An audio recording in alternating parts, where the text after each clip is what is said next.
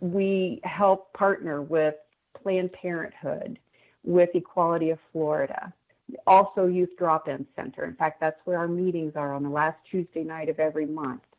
We are within the community and we are here. We are supposed to present at the Jewish Federation in June. Now, I don't know if that's going to happen live or online, but we are available and we are a resource to the community. We are still relevant today. Excellent. And that's what people need to hear, because a lot of times, if, as you know, and I know we've both experienced, when families first hear that their children are LGBTQ plus or somewhere in the spectrum, they often don't know where to go, and assuming they're going to accept the child and are be educated about what's going on. And often PFLAG is one of the best resources they can go to learn and to be educated in this area. So I was wanting to see if you can tell me a little bit about some more things. I think you've already covered part of it here, about the local chapter in Sarasota here and some of the things. And give me some more input in that area as to what you mentioned, some of the festivals they participate in and everything. Tell me a little bit more about maybe some of the interaction. I know they have programs every month. Almost every month they have a speaker or a program. And this is very positive for the support of the family and friends and LGBTQ people even. Yeah, one of the things that we did earlier in late last year or after the first of the year, there were a couple of Florida House bills and Senate bills that came up for vote, and they were in committee to be reviewed. And this was taking away protection for the transgender youth and also for the gay community, for young people.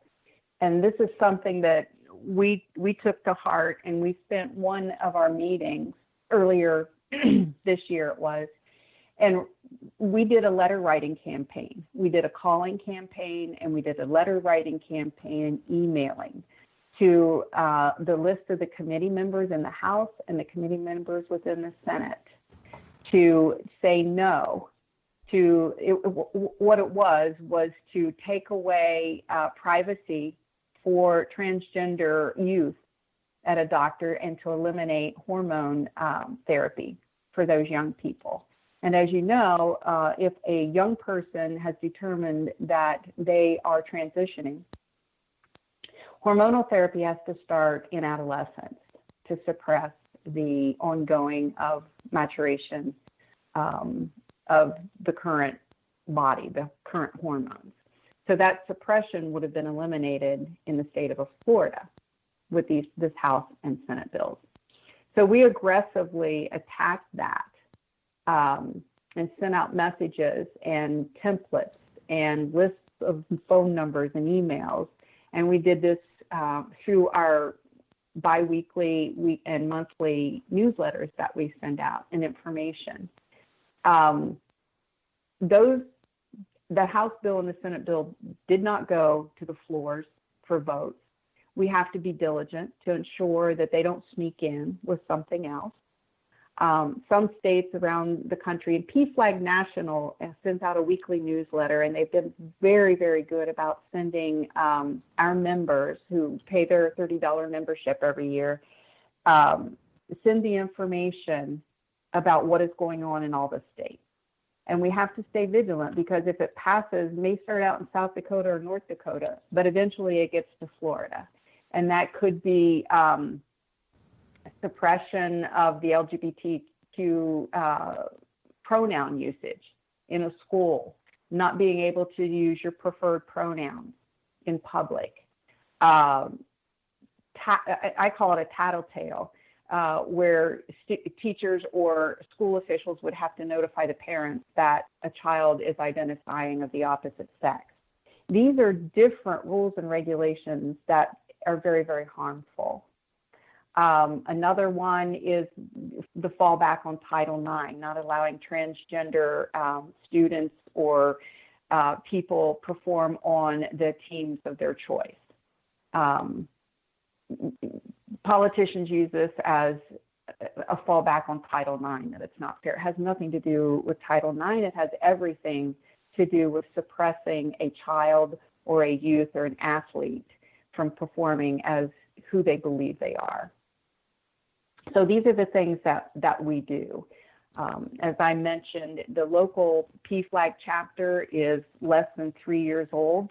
3 years ago, we met as a group who were interested in forming a PFLAG chapter, and it does take about 6 months to go through organizations, the organizational application through the state, through PFLAG National, because you have to meet certain strict standards in that way.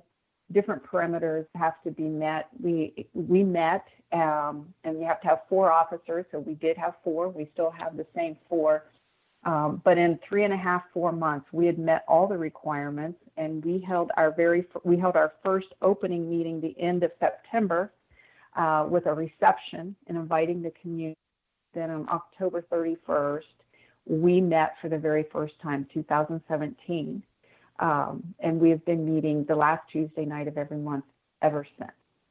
We do offer speakers. We have community leaders.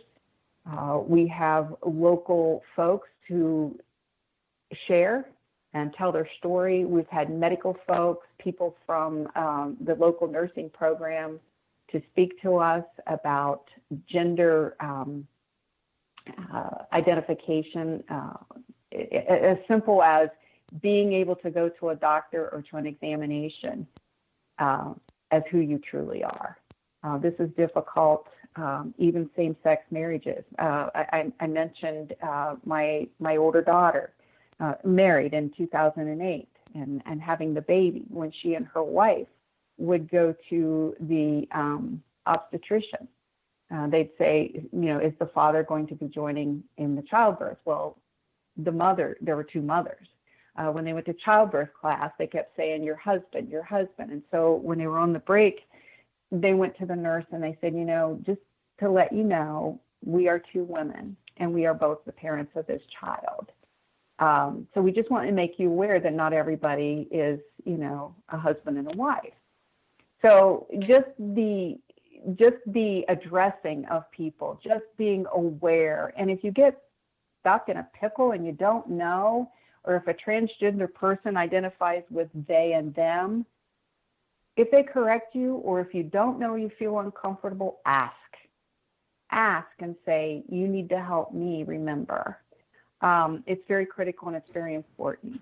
So these are the things that we do. We do education, we do programs, we do speakers, but as I said, we also do really good fellowship. And I think that's probably what I like the most, is the fellowship that we provide. Excellent. Okay, we've got about 2 minutes to wrap up here, and I wanted you to summarize and tell people about the meetings. I know the meetings are held via Zoom now, and if you could give some final thoughts here in the next 1.5 minutes here approximately. Okay, sure. It's gone really fast. I didn't know that I could talk so long. I'm joking. I can. I know I can. The PFLAG Sarasota chapter meets the last Tuesday night of every month. We have traditionally and continue to meet the last Tuesday night at the Also Youth Drop-In Center at 1470 Boulevard of the Arts in Sarasota. That's down off of Lemon. The last month and through the month of June, we will be holding our meetings through Zoom. And we will continue to do that as long as the drop-in center, the Also Youth Drop-In Center, is closed.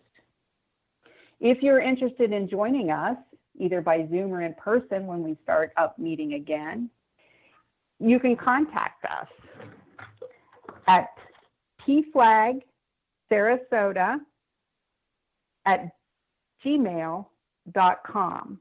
Again, that's pflagsarasota@gmail.com. We also have a webpage, www.pflagsarasota.org. I hope you can join us. Thank you so much, Steve.